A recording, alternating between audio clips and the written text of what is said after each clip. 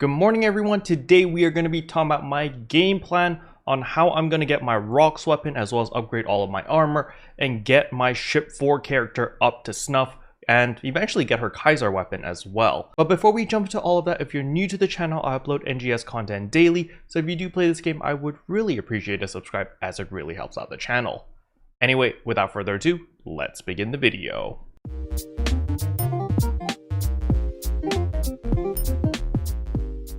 So the very first thing I want to showcase over here is of course my battle power as well as my level, my Meseta, my gear, all of that jazz. This is probably a little bit more relatable than my ship 2 character since, you know, ship 2 character is ultra tryhard, while on ship 4 I am a lot more casual here. So I'm still using like the old armors over here, nothing super crazy. I'm still using my Evil Eclipse weapon, which we got for free with the expedition tickets. And so I'm going to be doing a full makeover on this character and I will be upgrading everything. So that includes my weapons as well as of course my armors. I actually already completed one piece of armor over here. I went with the Meseta armor over here, and if we look on the second page, you can actually see my raw stats right here. It's plus 75 HP, 16 PP, and 12.3% melee potency. It's really powerful for an armor, and it's actually not that crazy expensive. Now, of course, you can further upgrade this if you want, if you have the budget. However, I feel like these augments are pretty strong already just by themselves. So what I'm going to be doing is I'm going to be replicating the exact same armor with the exact same augments for my slot 1 as well as slot 2 over here, so I will be replacing these armors. And the reason for this is because the red box armors, well, I got this armor from the red box, actually gave me Decold Might. So for those who don't know, Decold Might actually gives you plus 25% low temperature resistance and 2.5% weapon potency. This is extremely powerful because essentially this is like a free Addy capsule on your armor because it doesn't take up any of your other stat slots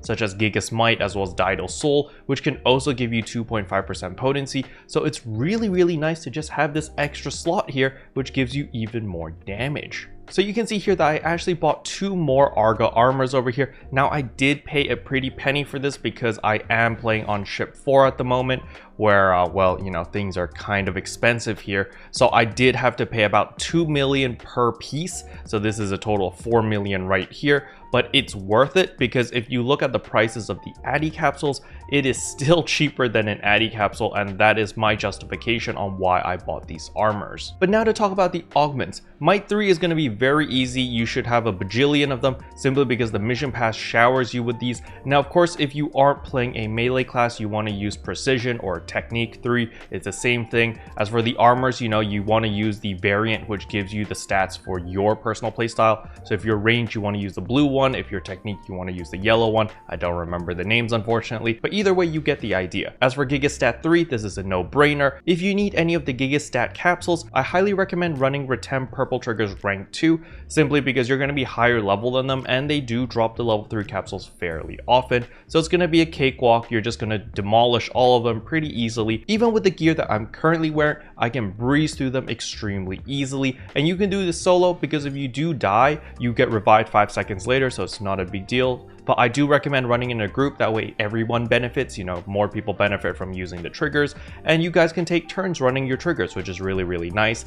And on top of this, your weapon, you can probably upgrade your Evil Eclipse weapon into the Evil Orbit weapons, since by the time this video comes out, the event just went live. So just farm a little bit of seasonal points, upgrade to your Evil Orbit weapons, and you have even more damage and you can kick their butts even faster. Now next up are the boss souls. So I personally use Didal Soul 3 because I do like having extra PP on my ship 4 character because I play very sloppy and very spammy and very casual, and thus having this extra PP is very nice. However, of course, if you don't need the PP, you can always go with Dust Soul 3 for extra HP, or if you're a baller, you can of course go the Frostal Soul 3, which gives you PP and HP, which is very nice. Now if you're playing a range or technique class, lucky you guys can simply just use Croc Soul 3 or Am Soul 3. These are very cheap because basically the urgent quest guarantee that you get 3 of these capsules every time you run it. So you should have a bunch of Croc Soul 3s as well as Am Soul 3. Just use whatever is suitable for you. But now for the most annoying capsule to get,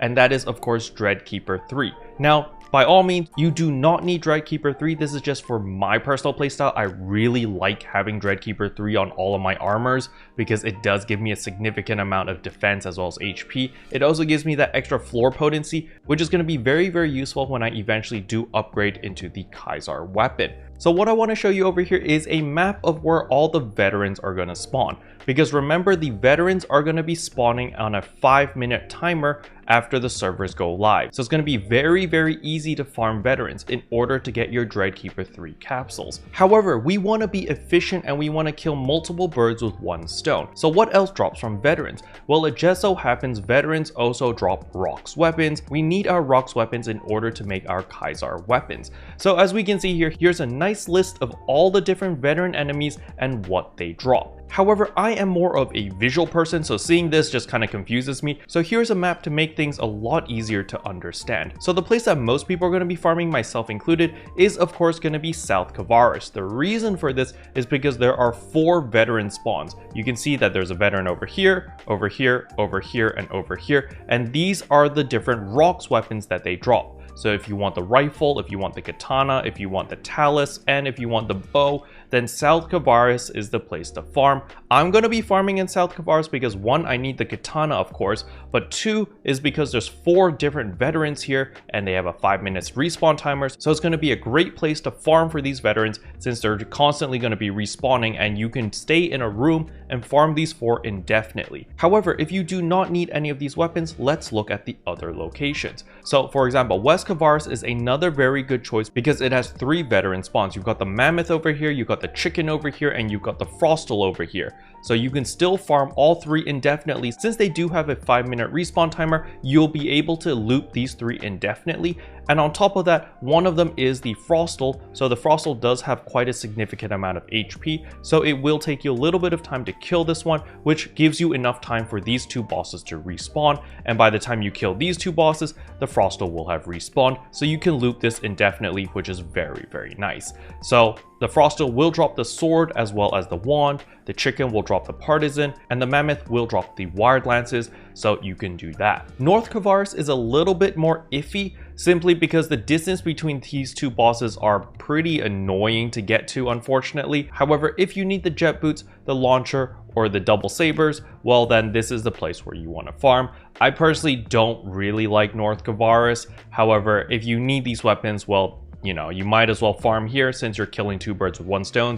You're getting your Dreadkeeper 3s as well as a chance of getting your Rokz weapons. And last but not least is of course Central Kavaris. There's going to be 2 mobs over here. There's the Summoner or the Waker looking boss, as well as the Bansher. So the Bansher does drop the twin daggers as well as the twin machine guns, and the Raylan does drop the rod. I think Central Kavaris is also going to be a popular spot because 2 of these weapons are very high value items. For example, the rod as well as the twin machine guns go for a lot of money on the market, so people will farm for these. And on top of that, during a storm, the gigantic that spawns over here is the Pangolin, which also drops the katanas. So if you do get lucky and get a rugged katana or even a Rokz katana, that is still a significant amount of money. So in conclusion, Dreadkeeper farming is going to be extremely profitable for the duration of this event because a lot of people are going to be able to get their Blizzardium and they will want to upgrade to their Kaiser weapons. And in order to do that, they will need the Rokz weapons. So what we're going to do is we're going to provide that service for them. We're going to farm, we're going to get a bunch of Dreadkeeper 3s, we're going to get a bunch of Rokz weapons, we're going to put those onto the market, make a lot of money, and profit and buy a ton of fashion. Now, of course, if you need these items for yourself, that's what I'm personally going to be doing. I'm going to be farming until I get enough to make my own gear. And then on top of that, I'm going to continue farming because it's just so crazy profitable. Now, I personally will be farming in South Kavaris since I still do need the Rokz katana on ship 4, so that's where I'm going to be farming, and I need a lot of Dreadkeeper 3s. However, if you need any of the other weapons, feel free to use the map. The link is in the description below, so feel free to use it. Special thanks to all the members for supporting the channel. It really means a lot to me. Thank you again. But yeah, that's all I wanted to cover in today's video. Hopefully you guys found it helpful. If you did, I would appreciate a like and a subscribe, and I'll see you guys in tomorrow's video. Bye! What can I say except you're welcome for the heals, the boosts, the